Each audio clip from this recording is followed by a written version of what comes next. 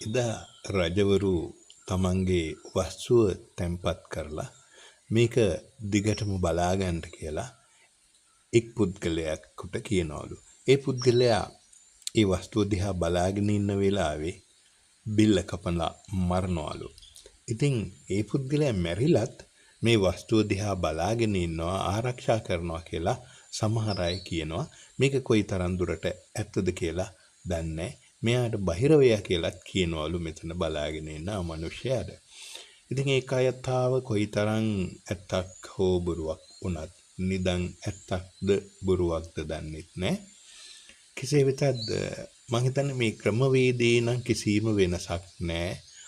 එදා වගේම තමන්ගේ ධනවත් වෙන්න උදව් කරපු අය අතහරින අයත් සමහර වෙලාවට සමහර දේවල් එළි වෙයි කියලා මරණ අයත් රජ වෙන්න මරණ අයත් සමහර සැක තොරතුරු අහුවේ කියලා මරණ අයත් අද නවීන කියන දියුණු කියන දවසත් නොදියුණු කියන ඉදත් අතර ලොකු පරතරයක් නැහැ කියලයි මට නම් හිතෙන්නේ.